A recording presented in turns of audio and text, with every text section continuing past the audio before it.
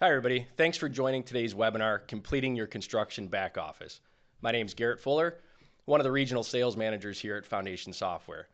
Now before we get started, a few housekeeping items. You're all on mute, but you can ask questions in the GoToMeeting control area. We'll take time after, towards the end, answer those questions. We also encourage you to reach out for a live demonstration if you need more content and time with me. And we'll also send out a recording, usually within 1 to 2 days. So let's get started. So what we're going to cover today is a quick snapshot of our portfolio of products. Then we're going to jump into an actual overview of Foundation's construction accounting solution and a brief wrap up with a summary and some questions. This is a quick view of our portfolio of products. We're offering, of course, job cost accounting, project management, safety, estimating solutions, mobile applications, and also our payroll service, Payroll for Construction. So here's what we're going to cover today in speaking to Foundation Software. We're going to walk through our powerful job costing solution. We're going to talk about certified payroll, union payroll, construction billings, of course, job costing. Now, keep in mind, Foundation, it's in the cloud. It's secure. It's accessible from anywhere at any time. We're doing backups for you day and night. And all the support, again, is direct in-house. We'll talk about our training options and also our integrations with other third-party products. So when you log into Foundation, this is our main menu, which has our base system modules at the top, some additional modules, and that all depends on what type of contractor you are. Some of our clients are content and happy with our base system, which is a great replacement for, say, QuickBooks, while still giving you these other construction features like the construction payroll, construction billings, job costing. Where the additional modules can help supplement that is if you have inventory needs, maybe equipment management needs. Some of our clients have a service department where we can add that module for their crews.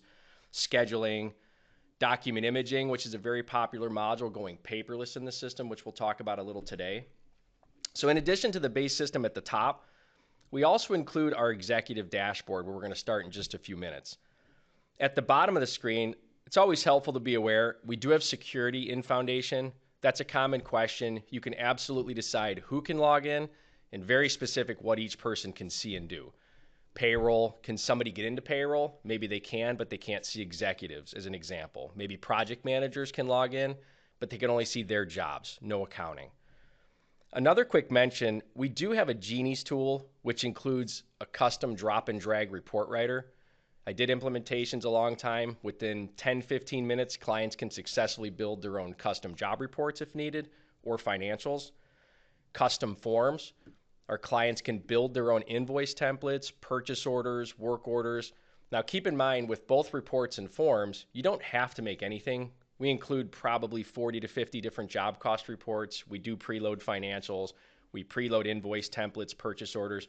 But it's nice that you can customize those with or without our help. So I want to start jumping into our dashboard tool. So our dashboard is a great option for owners or executives or even day-to-day users just to go in, see the health of the company, see how their jobs are performing, look at financial summaries with drill downs, cash management. Now again, with security, users are only going to see what they should. If I only have access to certain jobs, those are the only projects I'm going to see. Maybe I'm not allowed to see financials or cash information. Now from a big picture, we're seeing a high level, what have we billed against our contract totals? What's our estimated and actual costs look like? Now, I always mention you can absolutely run any report anytime. You do not have to start at a summary mode and drill down. So you can run any report you want. Saying that, let's jump in. Let's take a drill down here into our active projects. So anything blue in Foundation you can click on simply to drill down. Now, for companies that migrate, we do pull over all their data from jobs, vendors, customers, chart of accounts. That's something that we do for our clients. Now in this summary level, we're seeing a nice estimated profit view, actual profit, and I wanted to drill into a project. There's different ways our clients do their job costing, and I want to get into that for just a brief discussion. But before that, this is a quick summary, a little snapshot of the job I clicked into. So even at a glance, we can see where our profit is on a job, our contract total. Notice where it says revised. That's going to give us an opportunity to see our total contract, including any approved change orders. Committed costs, part of our base package. We have the option for purchase orders, subcontract management, and even here we can see there's about $81,000 in open committed costs that we just haven't been billed for yet. Now this job specifically, we're sitting right around $200,000. So if I click on detail, that's going to drill down to a cost code breakdown. Now our clients vary quite a bit in what they do and how they do their job costing. For example, we have lots of general contractors on the system, lots of specialty contractors. This could be electrical, mechanical, masonry, concrete, you name it. So with the cost code breakdown, that's going to be specific to the type of work that you do. Some companies use the industry CSI codes. These are specific cost codes maybe to a civil company, excavating, utility type work. So companies either use cost codes or maybe they don't, and that's fine. Some companies are just tracking their jobs as a whole, seeing how much labor, material, subcontract cost, maybe equipment.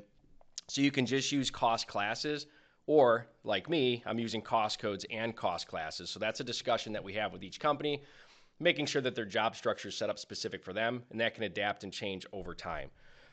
Worth mentioning, there is another level in the hierarchy you can turn on. Some companies use phases, which is like a sub job, if that's something that would be necessary. So there's some flexibility on the cost structure.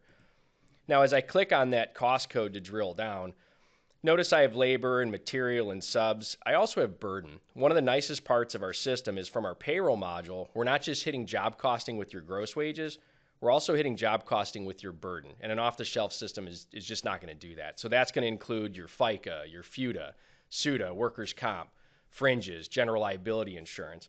And that's a nice option for our clients to have part of the system. You can drill down to the transaction level if I have access to that from a security standpoint. Maybe I can see labor costs, but not the individual employees. But the point is, again, we can start from a high level, see how things are performing. And in an area that we want to drill down, we just click. We're going to see more information. I clicked on materials. Now I'm seeing a breakdown of my AP invoice expenses. I can drill down into the invoices and actually see images if we've attached those in the system. I'll walk through doing an attachment in accounts payable. There's no limit on data storage. You can attach documents essentially everywhere in the system, not just AP. And that also includes a routing and approval process, which is pretty popular with our clients. A lot of users will attach invoices from an accounting standpoint, and that'll route to maybe a project manager for review. So there's a lot of additional job reports, many ways to see that data, but I'm just going to briefly run through the rest of the dashboard, and then we're going to go to a project and set that up. Change order management. Briefly mentioning here, again, we can see the job where it started, our initial contract, our initial estimated cost. And we'll talk about those a little bit here in a minute, where we can import your estimates to the software. You can manually enter estimates to the system. We have a lot of clients that use Excel for their estimating. We have a lot of clients that use industry-specific estimating systems. So again, that can import from different estimating packages, or we can just import from Excel, and we'll take a look at that. As I clicked on this job, we're seeing approved change orders. I've got pending, rejected, anything marked approved. Those are the change orders. Again, they're going to bump up these total revised contract. But the point is, you can absolutely manage change orders effectively in the software, both to your contract, both to POs and subs as well. Financial summaries. Right here, we're given a quick snapshot of our income statement, which we can drill down. I have a summary here for our WIP report. So a lot of contractors are forced to do this in Excel because they just don't have the capability in an off-the-shelf system to do this. Many times when I did training, people were very happy with our standard WIP report. But again, we do have a report writer if you wanted to change this a bit, add a column, remove one. So again, there is some flexibility with the reporting if you want to make something a little bit more in tune for your company. There's cash management. We can see checking, savings account balances. There's payable summaries, receivable summaries. These all have drill downs. Retainage management is a very basic function in our system, but important. A lot of off-the-shelf systems, again, are not going to do that for you. So again, the dashboard's helpful. It's a great option for our clients, especially if it's not a person who's been trained heavily on the system. They still have access to go in and see the health of the company. Saying that, users can also save their favorites on the left. So I have shortcuts here specific to me, my favorite reports. I have my job management shortcuts. So again, each user would have their own. They're drop and drag. You can simply take an item and add it to your shortcut list just for quicker navigation. So saying that, let's go take a look at a job record. I want to point out a quick couple items, and then we're going to talk about payroll and how that affects the system. So I'm going to quickly just pull up a job record and point out a few key fields. One, this is alphanumeric, totally up to you. Now, you can require other fields here. Some companies require a project manager to be filled in before a job can be saved. Some companies require maybe a geographic area. The whole point of these fields is you can run job cost reports not only by job, I can run reports by customer, project manager, job locations, job class. So these are types of projects. Again, totally up to you. I have commercial, government, residential, industrial. You could do schools, municipal projects, hospitals, new construction, any category that will help you get data back out better. Payroll, one of our strongest features in addition to job costing is our construction payroll. We do update tax tables automatically. Now with payroll, if you have multi-state payroll, that's fine. We accommodate that extremely well. We do certified payroll. Simply checking that box is going to give us the ability to do that. Another important part of certified payroll is the job record will actually carry those rates. So when a project is selected on a time card, whether it's manually entered or coming from one of our mobile solutions or a third-party mobile solution, it's going to kick in the right rate for the employee. If their employee standard rate is actually higher than the prevailing wage rate, it'll use the higher of the two rates. We're going to automate fringes specific to that project for the employee, which can be paid in cash or to a third-party benefit plan. So the job is a key factor in payroll, not just for tax purposes, but pay rates and certified payroll. Now, I do want to point out, here's where we have our contract total and our estimated cost total. I can manually key those in, or again, often that data is going to be imported from a third-party estimating package or Excel. So if we import that data, it's just going to auto-populate and fill in these cost codes from our master database list. So for my example, these are all the cost codes I could use on my projects, but the ones selected here, those are the ones that are part of my job's budget. So when I do entry, that's all I can use, which is great. So if I'm out in the field using our mobile app, if an employee clocks into a job or if a foreman enters time to a job, they're limited to the cost codes that are part of the budget, keeping things more accurate. Specific to that, let's take a quick look into payroll. Now, again, a lot of our clients are using our mobile application, so their field crews are going to clock in and out, and that's going to sync right to our payroll module. I'm simply going in and manually entering a time card. And the reason I want to do that is just to point out a couple quick factors where, I'm coding it to a job, a specific cost code. As I mentioned earlier, if you're not using cost codes, if we're just tracking the job and labor and burden, but not by activity, that's totally fine. That'll just default in with labor. Now, I'm putting in 8 hours a day. That's totally situational. If you have a person working on multiple jobs, multiple cost codes in a given day or week, that's unlimited. Whatever the situation is, it is. So any number of rows is fine. I have straight time or regular wages as my default. We can convert overtime based on overtime rules. 8 hours a day, 40 hours a week. There's job-specific overtime rules. Now, notice my rates. So these are actually two separate prevailing wage type projects. Now, if you don't have any prevailing wage jobs, it's all private work, great. If you have projects like me that do have different rates, notice it's going to populate with different pay rates. So on this job, this employee Rick's getting $19.50 an hour as opposed to $17.50 an hour. Now, it also looks at the classification. Rick is an electrician. That's his default. Those are totally up to you. Now, if he went to a foreman role one day, notice how the rate is actually zeroing out and populating with a different rate because he went from a laborer to a foreman. We're automating the tax tables properly. It's also going to look at the employee record. Some areas just have state tax, some have no tax. Other areas might have city tax, so it's going to tax the employee not only where they work, but maybe also where they live. So these are all conversations we have in the setup, which we walk everybody through, making sure everything's tested. Payroll is extremely important, so we make sure we do a few mock payroll runs during our implementation process just to make sure things are going to be working smoothly when we first start. Now, while it's great that this data is hitting job costing with the labor and the burden and the hours, another huge benefit is not just standard payroll reporting, which we have, right, 941s, state unemployment filings, W-2s, but the construction-specific elements. Certified payroll. Notice we have printed and electronic. A lot of contractors now have to use electronic uploads. California DIR, LCP tracker is very common. So what's great with our product is we're automating that. We're going to create those files for you. You don't have to manipulate them. You just simply have to upload them to the agency. We also have many printed options, which are still popular. They're still around, but job by job, you just use whichever is necessary, the electronic or any of these printed formats, federal format, state specific. So the great news is whatever your construction certified reports you need are, we have them, electronic or printed. Now, thousands of our contractors are also union companies, so I wanted to point that out as well. If I scroll down a little bit in our report menu, we have union, so deductions and fringes. That's a pretty heavy lift for companies, managing this often in Excel or spreadsheets. This is where we're going to show each local or union that you're in, the employees, a summary of their wages, deductions, fringes for the given month, and then we also give a nice summary showing you what is due to the union for that time period. So those deductions and fringes are exactly what's due to the union that month, which is automatically calculated through our system. The next thing I want to talk about is committed cost. So part of our base package is our purchase order and subcontract module. What valuable part we have for this is, one, you can create purchase orders and contracts directly out of the system.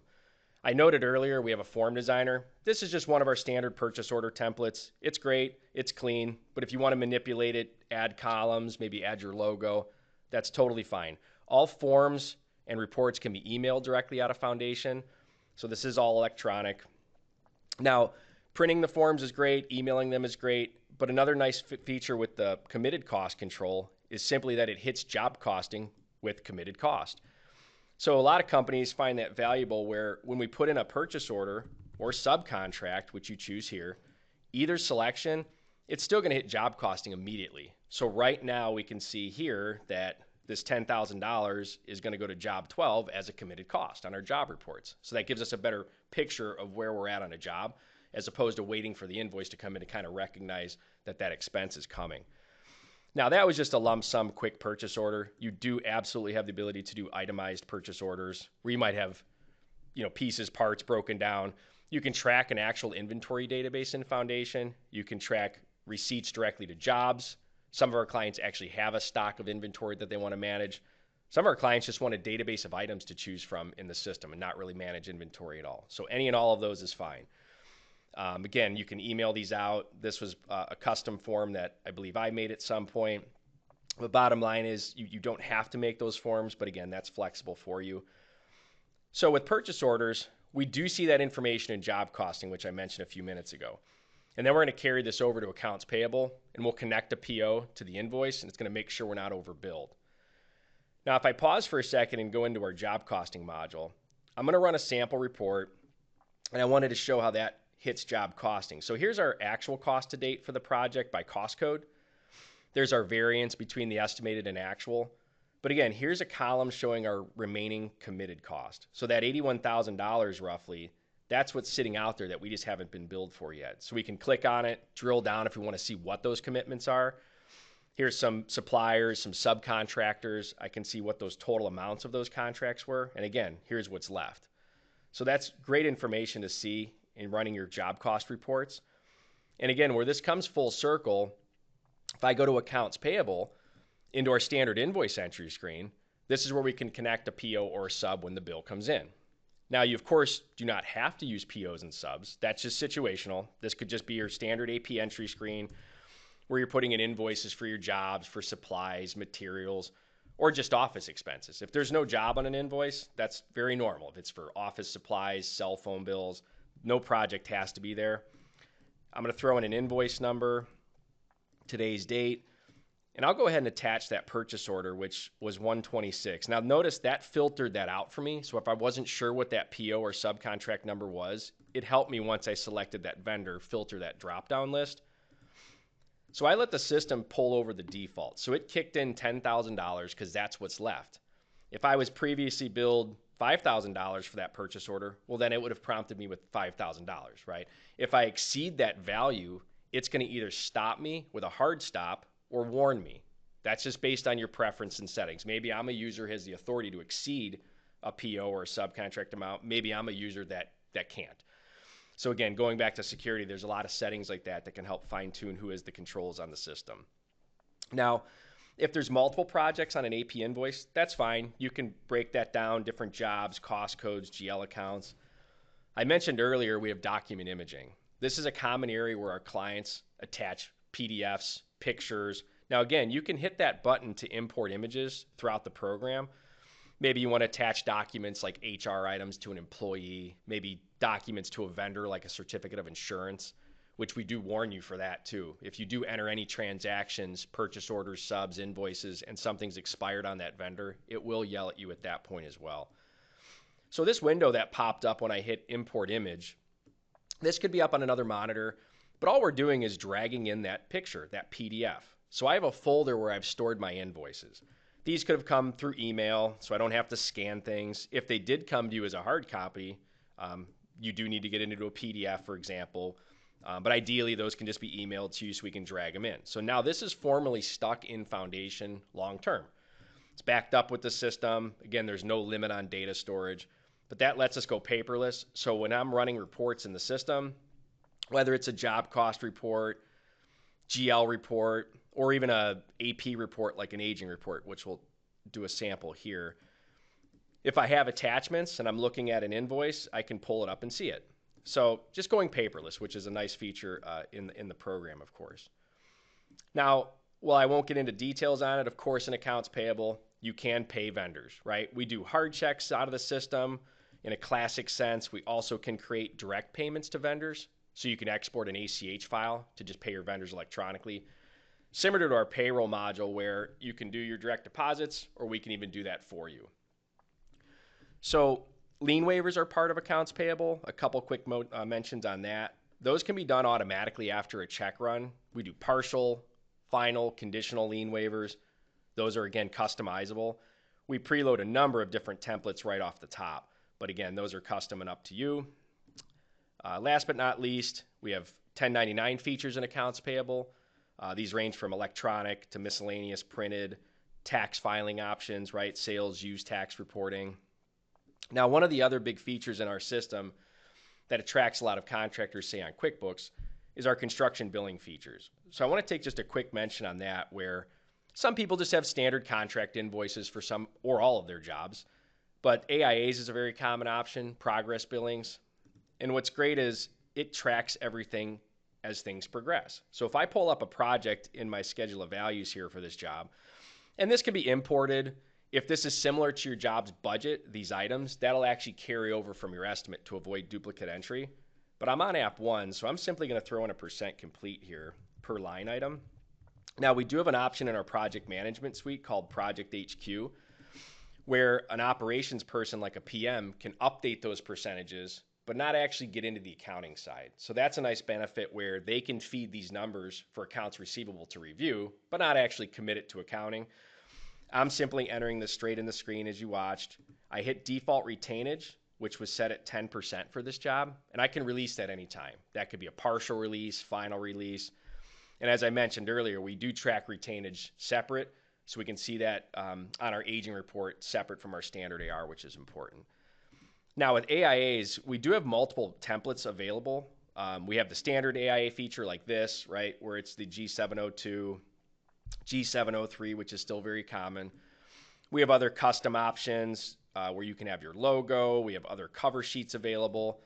Now, these do move ahead, right? So if I do post or commit this to the software, what's great is it's feeding the rest of the package. It's hitting general ledger. It's hitting job cost with the revenue. It's going to our AP history, gives us a summary of what's happened throughout the program. We often get asked what happens if there's revisions, because that's very common. We can come back into that AIA. We're on application 2. So it did move ahead. That's great. Our previous is filled out. Notice we have rollbacks. Now, a lot of systems, when people upgrade from QuickBooks, they get nervous because QuickBooks is easy, and that's great. We try to keep and meet in the middle. We're going to keep the audit trails in place. We get a lot of referrals from construction CPAs because of our GAAP principles are intact. But even as a user, I didn't necessarily have to technically know what it was doing behind the scenes. It's doing it for us. So it's going to roll back, hit the general ledger properly, hit the job correctly, taking that revenue off, and we can fix it. Just a one-button press for that correction at that point. Now, all of this is feeding our general ledger and job costing when it's job related. I want to quickly mention in GL, you're not losing standard accounting features. You still have bank reconciliations where we can reconcile checking, savings, your credit cards, journal entry features. So you can do standard journal entries, reoccurring journals. We can create budgets to do budget versus actuals. Saying that, if I go to my reports here, again, these are all standard and preloaded. Audit level reports, trial balance, balance sheets, income statements. I do have a couple custom ones. This is one of the standard financial reports in the system already. Even with the canned financials, you can run these with different options, budget versus actual, show prior years. So even on the standard ones, we do give you some flexibility to customize those a little bit. But again, if you have a situation where you want to see multiple years at once, maybe a monthly rolling financial, a lot of our clients have divisions where they have profit centers. You can create those in the system and actually run financials and see division one, division two, division three. So there is plenty of flexibility on that. That being said, these are all things that we talk about in the beginning. We have a planning meeting. Anybody who uses Foundation gets an actual Foundation trainer to go through this whole process. So we talk about your job cost needs. We talk about what your needs are in a financial perspective. And we go through and help set the system up, walk you through it hand in hand. That can be done all online over the phone, which is very common, live, or a combination of some online training with your trainer and us at your office face to face if you feel that's a better comfort and approach for you to use the system. So those are some of the high level features of Foundation. Happy to take a deep dive in the program with you anytime. Reach out to us to do that, and then we can cater the demonstration and kind of focus on areas specific to you. Thanks for attending, everybody. We're gonna go ahead and set some time aside right now to go ahead and answer those questions that you had during the overview. So if you haven't already, go ahead and type your questions in. And again, I'll stick around to do my best to answer those. You're also gonna see a poll on the screen. We encourage you to fill out that poll and reply. What that's gonna do is just give us better feedback for the future and give you better content in webinars. Thanks again.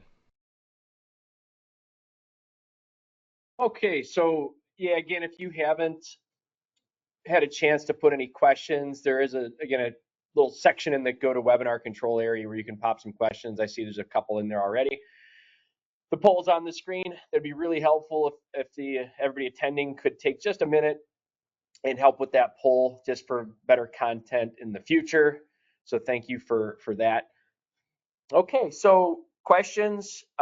First one I'll hop into, somebody's asking about PTO and payroll. Just options for that. Yes, you can manage PTO, accrued time off.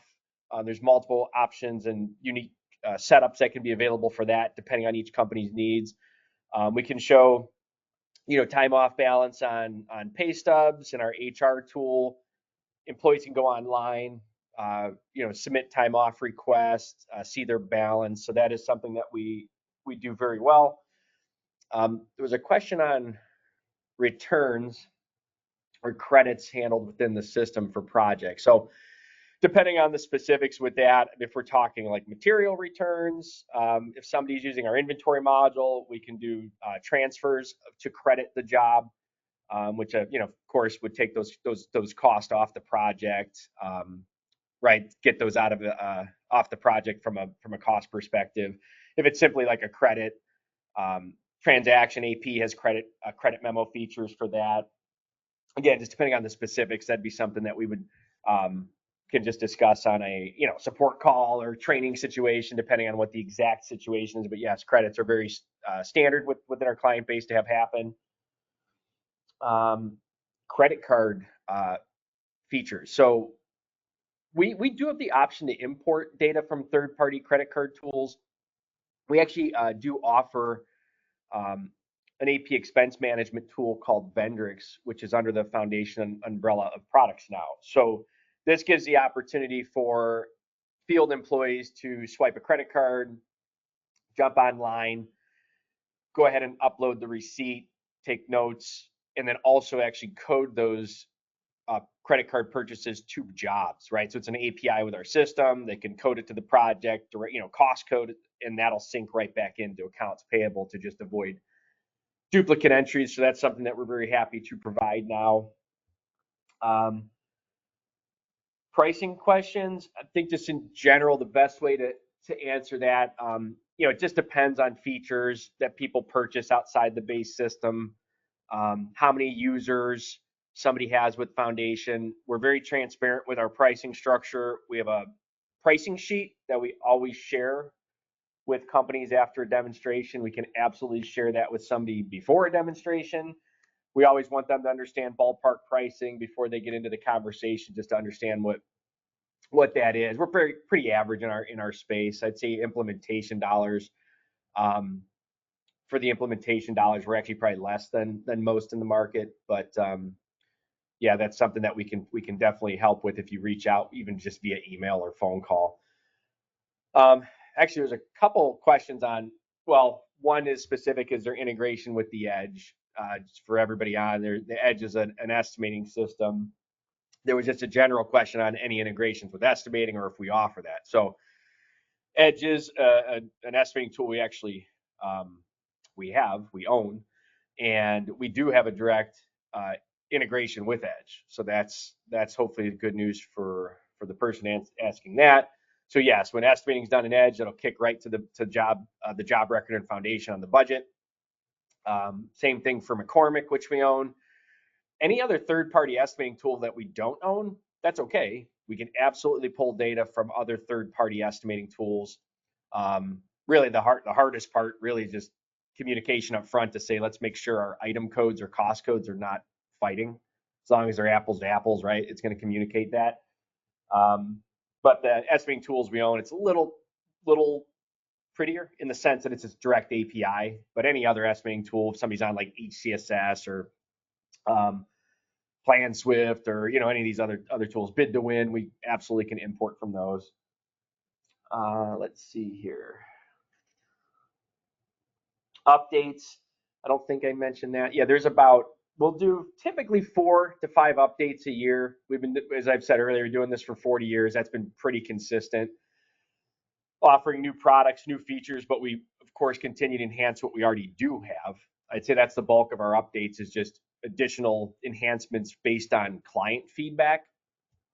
We always keep a little bit of our programming resources for new stuff, right, to kind of expand our client base and provide people features that maybe we aren't currently offering. But yes, updates are constant. We're not abandoning the product ever. We've been doing that forever. I mentioned supports here. That's a big piece of our success and our client success. Yeah, I think that's the questions. Believe. If anybody has anything else, or if they forget something, truly, we're pretty soft about the approach as far as nothing pushy. If you want to reach out for a demonstration or just to talk and ask questions, they're efficient, they're easy. We jump online. If it's just simple questions before a potential overview, that's totally fine. So please reach out, jump on our website, shoot me an email. Appreciate everybody attending and helping out with that poll as well.